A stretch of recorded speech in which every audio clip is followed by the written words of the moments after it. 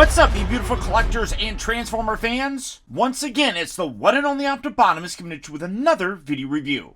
And on today's episode, thanks to all of your support, especially all of my Optibotimus Plus channel members, we're going to be taking a look at the new Transformers Studio Series Deluxe Class Bumblebee, as he appears in the upcoming Transformers Rise of the Beasts. Starting several years ago with the very first studio series, we have now hit the 100th figure. And it's fitting, because that very first one was also Bumblebee. So congratulations, Hasbro, on seriously a very, very good line. This has been a fun ride, and I don't think it's done yet. For the packaging, though, on Bumblebee, much like all the Studio Series figures, you have that Transformers text along the side with the Generation logo right there. Of course, you got that open sort of package, which I'm not the biggest fan of, but I understand it.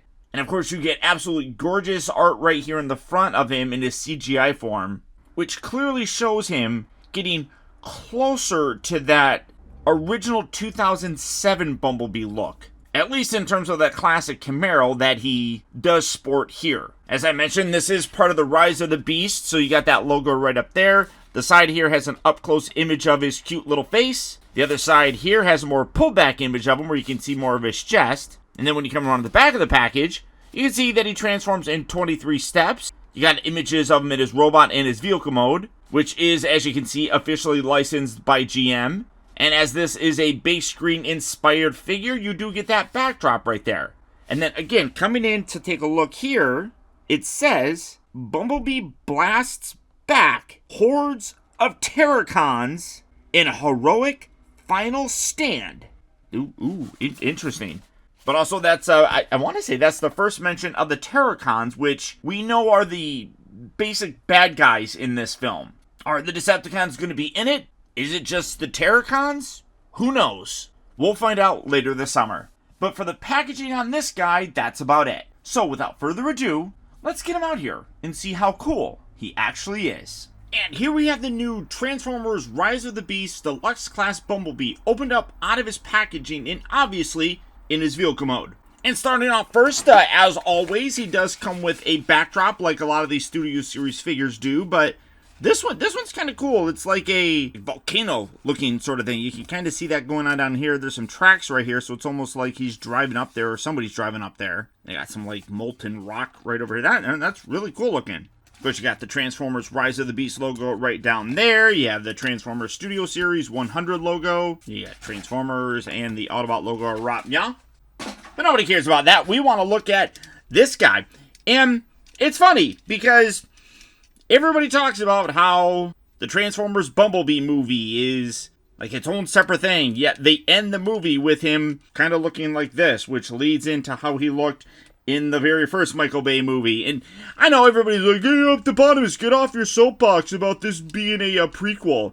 I feel like it can be, and I like that aspect. We saw that he took that vehicle mode in the end of the Bumblebee film, and this is basically it. Now, this is not the 100 one, but it's the same basic figure, but this has that rust kind of element on here. But you can see the color difference between these, and I mean, the size is roughly the same. I'd say it's almost exactly the same, which I like. That continuity is nice, but you can see you have these black stripes that go through here, although that one goes all the way down. This one doesn't.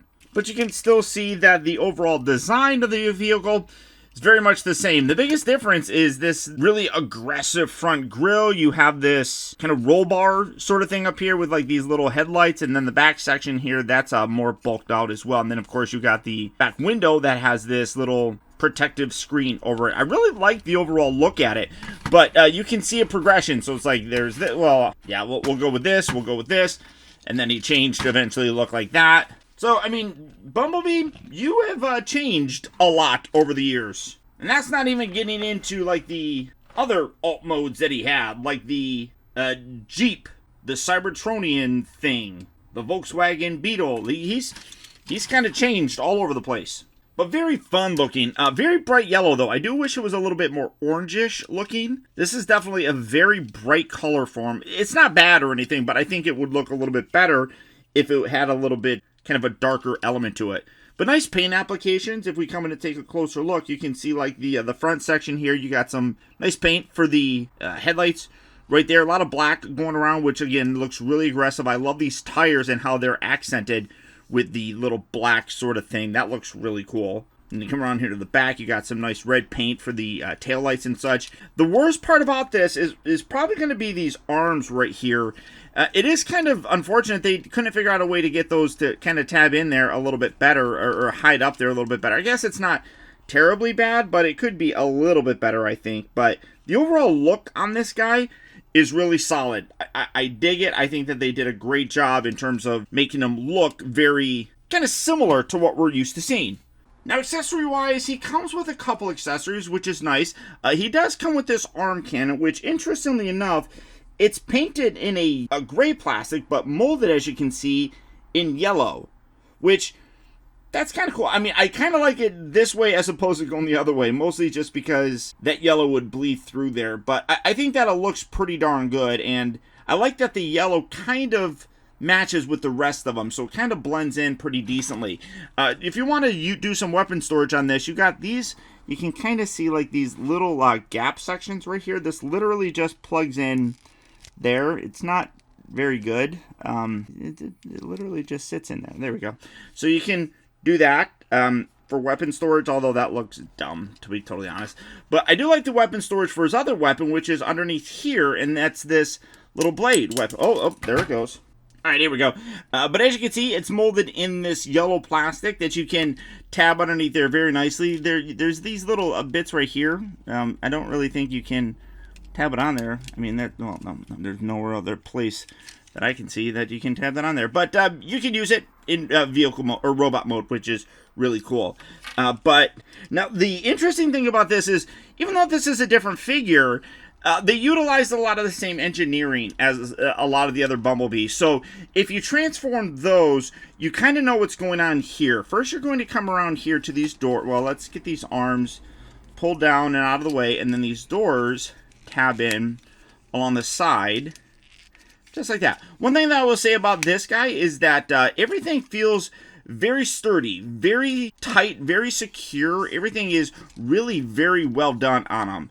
Then we're going to pull this piece out, pull this piece out, just like that, and then just kind of, again, get those kind of out of the way. This whole section you're going to kind of play with in a little bit, but come around here to these legs, separate these. You kind of want to bend on an angle like that to get them to kind of pop loose, which, it's not terribly bad.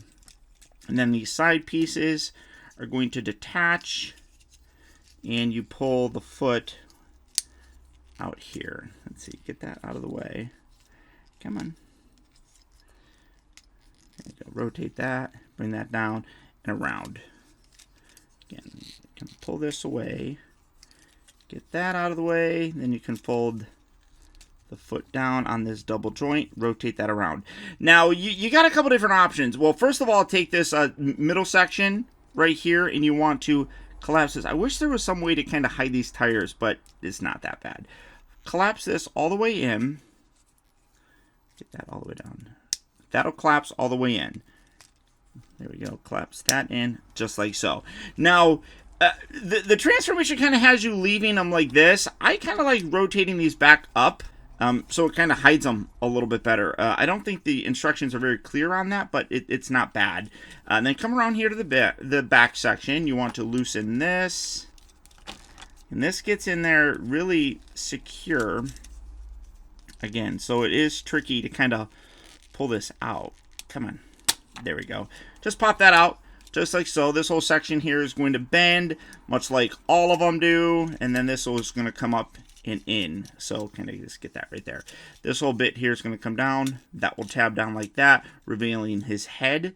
These wings, you can kind of do what you want, but then collapse this all the way up in here, and this kind of sits down. I kind of like how that sits down around the outer sections there. That's really cool. I dig that a lot. And then these arms, you want to rotate these up, spin them around, bring them up, rotate them around, and then take these little front sections. You're going to angle these, giving them some dynamic flair. When I first saw pictures, they were like this.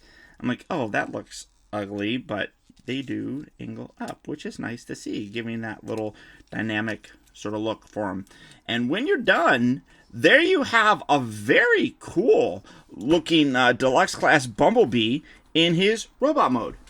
And this little guy really is terrific. There's a lot of elements in this design that really does kind of combine a lot of what we saw in the Bumblebee film and what we saw later on with the Michael Bay Transformer films. Obviously, the vehicle mode you could see is heavily influenced by how we looked at the end of Bumblebee and how we kind of transition into those Bay films. But a lot of other little bits here, especially in robot mode, you can really see that as well. Now, as you can see, you can store his weapons here. You got the little cannon that just plugs into his arm. That's very similar to just about every Bumblebee figure that we've got recently. You do have a blade here. Now, unfortunately, while you kind of sort of can put this over here, it doesn't work very well because you can see it is designed to kind of, I wonder if you can do it on the bottom, which it really wouldn't look all that good. I mean, you can, but again, like the top of it's there. But the reason I mention that is because with that on there, you can't really swap this blade here. You got the little post here and the little divots. So I kind of like the blade on that a little bit better. I like having that blade pointing down. But in terms of doing it, you kind of have to take this off. Or you just don't even have to put that on there. You can use both of the weapons on that arm if you are so inclined. But it doesn't really go on the top, and it's meant to kind of go like that. So it's personal preference. You can do really whatever you want. But the overall look on here, like I said, looks really good, and definitely it kind of homages both of those kind of designs for Bumblebee. You can see it like specifically here with the chest in terms of how that looks like that classic Camaro that we saw, the wings, the tires, everything here pretty much looks the same. The head, obviously, very much what we come to expect with Bumblebee. But what I see in terms of the Bumblebee film kind of homage would be these feet down here. Now bringing in a whole bunch to do some comparisons. Obviously, here he is. Let me zoom back here so we can get everything in the shot. Okay, so here is that more updated concept Camaro Bumblebee. And again, you can see a lot of the similar designs. Obviously, the vehicle mode changes. But the feet, though, we've really gotten used to the feet kind of looking like this. And they don't really look like that. You have this more rounded, kind of thick look for his feet. So you can see, even when you bring in that more classic Bumblebee look, that the feet basically stayed very much the same as they kind of went through. But bringing in that Volkswagen Beetle version of Bumblebee, you can see how they're a little bit more rounded, like what we have here. Oh, this guy's drunk. Why you drunk, B? You stay there. And then with some of the other ones, you can see this is B128 or whatever his name was, the Cybertronian mode. And again, you have that rounded bulbous feet sort of thing going on. Same thing here with the Jeep, which was kind of his first Earth mode here. But in here with the Jeep, which was kind of his first Earth mode here. But you can see what I was talking about, how the feet really do resemble that more older look form, which I dig. And this is just a Bumblebee party up in here. There's all sorts of different Bumblebees. But again, you can see that one thing that really does stand out, at least for me, is definitely going to be the coloring on this guy. He is a very bright color, and I do wish he was a little bit more. I kind of like that color a little bit more. These guys here look good as well, but that's a whole lot of yellow happening. For the articulation, the head is on a good ball joint, so you get a pretty decent range of motion with it. Obviously, these little wings, you can kind of flex these however you want. I do kind of wish they could rotate around. That was, so you can bring them up a little bit higher, but that looks pretty good. The shoulders here are ball joints, in and out. They swivel all over. The elbow bends at 90 degrees, also rotates. Nothing at the wrists, unfortunately. Come down here to the waist, though. That does have a rotation, but there is a little bit of kibble here in the back. It doesn't really hinder too terribly much, but you do have to be careful when you're doing it. The hips do move forward and back, in and out. They rotate at the upper part of the thigh. They bend here at the knee. That's a ratchet joint. That's really stiff right there, which that feels really good to have a very sturdy and rigid kind of feel with the actual joints. That's really cool. I do dig that. But then you come down here to the feet, you got a little, no, not really. There's no forward and back. You got some in and out, and then you got rotation there. So tons of articulation in the guy, really extremely well done, and does a great job, like I said, of looking like both Bumblebee from that kind of origin story for Bumblebee and, in my opinion, the later versions of Transformers that were given to us by Michael Bay. Overall, he's a terrific figure, and I know we've gotten a ton of Bumblebees. We don't know necessarily if this, well, I mean, everybody keeps saying that Rise of the Beast is meant to be a sequel to Bumblebee, but I don't know. They don't really seem to be focusing a lot on Bumblebee in this. With having a few other Autobots and stuff in it, it kind of feels more like a sequel to Bumblebee, but with a lot more Michael Bay Transformers. So, who knows? I know a lot of you guys get annoyed at me when I go on and on about it. But there you go, guys. There's my look at the new Transformers Rise of the Beasts Deluxe Class Bumblebee, celebrating the 100th release in the new Studio Series line. And again, Hasbro, in my opinion, has done a terrific job. If you'd like to add this guy to your collection, he will be hitting various retail locations fairly soon. Or as always, you can do the real simple thing and go online to places like Big Bad Toy Store, Amazon, or even Entertainment Earth. For all of those places, I'll put links right down there in the video description. If you utilize that link to Entertainment Earth, in addition to getting free shipping if you order over a certain amount, clicking on my link will also save you 10% off of any in-stock order, helping all of you guys who help to support my channel save some money. But beyond that, guys, that's about it. Once again, I want to thank you all for tuning in and watching. And until next time, this has been Optibotimus saying adios, au revoir, and auf Wiedersehen.